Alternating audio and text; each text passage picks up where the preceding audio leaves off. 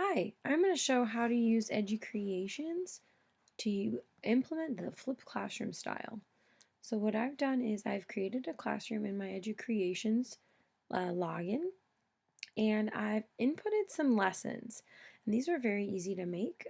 It took me about, I'd say, 10 minutes-ish to make three pretty simple lessons, but I was doing it for the first time, so that's pretty quick to do those videos. And I've used the math unit of converting fractions, decimals, and percents just as an example. But if my students were practicing this skill, I would assign one of these videos for them to watch at home, and then the next day they would come in and they would be able to tell me a little bit about what I had explained, and they would have had written notes from my video, and then we would be able to have a lot more time to practice that skill instead of me using direct instruction for most of the lesson and then only a little bit of time to practice. So just to show you an example, this is my video for converting decimals to fractions, and you can see that I was able to type and I was also able to handwrite. Hi everyone, my name's Miss Van Boom, and this is the first of a few videos about fractions, decimals, and percents. So we can convert fractions, decimals, and percents because essentially they're all representing the same thing, just in a different way. The first conversion we're going to work on is probably the easiest, and that's converting decimals to fractions. So my first example, I have 0.3, which is the very non-mathematical way, to say 3/10. And essentially, that's really how you change a decimal to a fraction. If I say that this is 3/10, I'm also saying that it's 3/10, 3/10. So that is really how I transfer a decimal to a fraction in that case.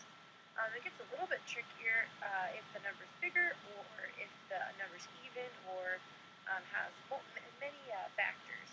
So for example, in 0.16, which we would say is 16 hundredths, we can write it just how we would say it, 16 hundredths. In that case, I'm not quite done because 16 hundredths can be reduced. And I know that a common factor with 16 and 100 is 4. So I'm going to reduce by dividing the top and the bottom, the numerator and the denominator, by 4. And in that case, I get 4/25. So even though 16 hundredths is converted to 16 hundredths, that is a correct answer, we would always want to give the most reduced form to that. So my main tip for converting decimals to fractions is to say the decimal out loud. And essentially, that's your answer. And then always check for reducing your fractions. All right, see you later. All right, there's the first video, and as you can see on these videos, I'm able to talk and write at the same time. So that's really useful because I want to be able to explain as much as I can without being there with the student. So this is a video about Hi everyone, converting percents to Van Boom. fractions. Today we're going to convert percents to fractions. So a clear and simple way to remember about percents is that it's a number out of 100. So it's kind of a regulated. And these go through the same way that I'm giving an explanation. I'm giving plenty of practice problems, and I'm handwriting the work that I would show to do those practice problems. So this is a really good way to share the tips that a teacher might have with solving a problem without wasting students' time in the classroom.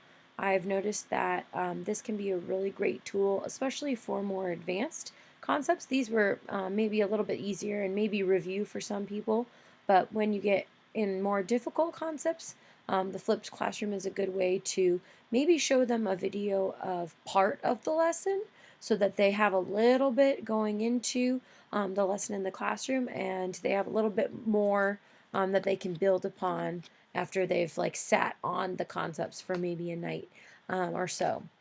And that's been a really effective use of teacher time and student time. So I hope you are able to find EduCreations is a useful tool for the flipped classroom. And I hope if you're a teacher watching this, that you really look into how you can implement the flipped classroom into your classroom, because it's been very effective in mind. Thanks and have a good one.